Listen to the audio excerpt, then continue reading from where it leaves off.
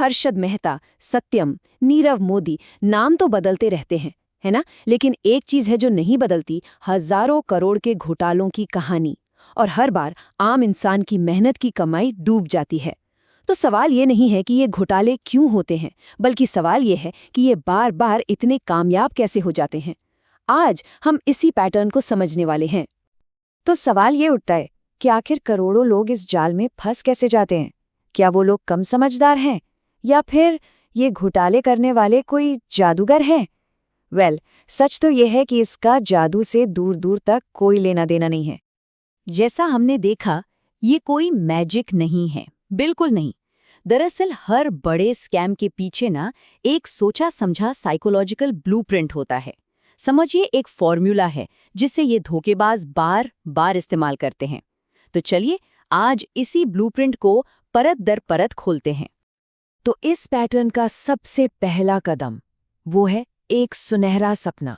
हर घोटाला एक ऐसे वादे से शुरू होता है जो सुनने में इतना अच्छा लगता है, इतना ज्यादा अच्छा कि उसको नजरअंदाज करना लगभग नामुमकिन हो जाता है। देखिए, ये सिर्फ एक सिंपल वादा नहीं है, ये एक इमोशनल चारा है। मतलब जो स्कैमर है वो जानता है कि अगर वो दिमाग के बजाय सीधे दिल पर अटैक करे ना, तो लॉजिक वो तो पीछे छूट ही जाता है। वो हमारे लालच, हमारी उम्मीद और हाँ, हमारे डर का इस्तेमाल करते हैं ताकि हम सोचना बंद कर दें और बस फील करें। अच्छा, तो ये चारा दिखता कैसा है? कभी-कभी ये रातों रात पैसा डबल करने का वादा होता है, कभी किसी बड़ी मुश्किल से निकालने का भरोसा, तो कभी ये डर दिखाया जाता है कि भाई ये once in a lifetime मौका है, फिर नहीं मिलेगा। या फिर किसी को सीक्रेट इन्वेस्टमेंट क्लब का हिस्सा बनाकर स्पेशल फील कराया जाता है। ये सब एक ही खेल का हिस्सा है, इमोशंस को लॉजिक पर हावी करना। ठीक है, सपना तो दिखा दिया, लेकिन उस पर कोई यकीन कैसे करेगा? यहीं से शुरू होता है दूसरा और शायद सबसे खतरनाक स्टेप, भरोसे का जाल बुनना। एक ऐसा जाल जिसको इतने सलीके से बुना जाता है कि झूठ भी सच लगने लगता है। ये आप समझ लीजिए धोखे की पूरी मशीनरी है। इसका बस एक ही मकसद है, एक इल्यूजन क्रिएट करना, एक ऐसा भ्रम कि सब कुछ बिल्कुल असली है, A1 है, और अगर अभी इसी वक्त फैसला नहीं लिया तो मौका हाथ से गया समझो। और इस भरोसे के जाल को बनाने के लिए ना इनके पास कई हथियार होते हैं। एकदम प्रोफेशनल दिखने वाली वेबसाइट्स और भारी भरकम डॉक्यूमेंट्स दिखाए जाएंगे जो असल में फर्जी होते हैं।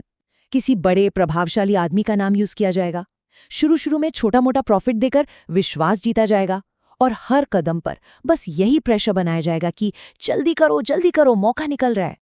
इसका एक क्लासिक एग्जाम्पल है सत्यम स्कैम। जरा सोचिए, सालों तक कंपनी के अकाउंट्स में हेराफेरी करके एक ऐसा इल्यूजन बनाया गया कि इन्वेस्टर्स को लगा वो इंडिया की टॉप कंपनीज में से एक में पैसा लगा रहे हैं। ये भरोसे का जाल इतना मजबूत था कि किसी को भनक तक नहीं लगी। और फिर आता है आखिरी और सबसे शॉकिंग स्टेप। जब भरोसा अपने पीक पर होता है और सिस्टम में ज्यादा से ज्यादा पैसा आ चुका होता है, तभी अचानक सब कुछ गायब हो जाता है। यही है खेल का आखिरी दांव, द गेट अवे, मतलब रफू चक्कर हो जाना। जब स्कैमर सारा पैसा इकट्ठा करके रातों रात गायब हो जाता है और पीछे कोई क्लू तक नहीं छोड़ता। सब कुछ इतनी तेजी से होता है ना कि जब तक लोगों को कुछ समझ आता है तब तक तो गेम ओवर हो चुका होता है।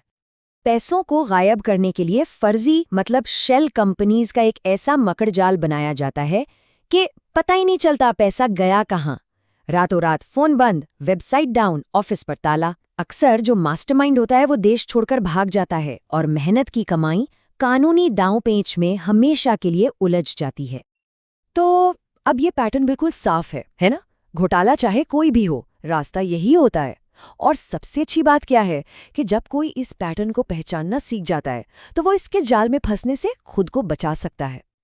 तो बस इसको याद रखिए, स्कैम के 3 कदम। पहला, सुनहरा सपना, एक ऐसा वादा जो लॉजिक को साइड में रख दे। दूसरा, भरोसे का जाल, झूठ का एक मजबूत किला। और तीसरा, द गेटअवे, जब पैसा और स्कैमर दोनों गायब हो जाते हैं। और आखिर में एक सबसे जरूरी सबक। एक बहुत पुरानी कहावत है पर आज भी उतनी ही सच है। अगर कोई चीज़ सुनने में हद से ज़्यादा अच्छी लग रही है तो इसके चांसेस बहुत हाई हैं कि वो सच है ही नहीं। आखिर हमारी समझदारी ही इन घोटालों के खिलाफ सबसे बड़ी ढाल है। तो अब जब ये पैटर्न हमारे सामने बिल्कुल क्लियर है, तो सोचने वाली बात यह है कि अगला बड़ा स्कैम कैसा दिखेगा। हो सकता है टेक्नोलॉजी बदल जाए, तरीके नए हो जाएं, लेकिन क्या ये साइकोलॉजिकल पैटर्न, क्या ये वही रहेगा? इसके बारे में ज़रूर सोचना चाहिए।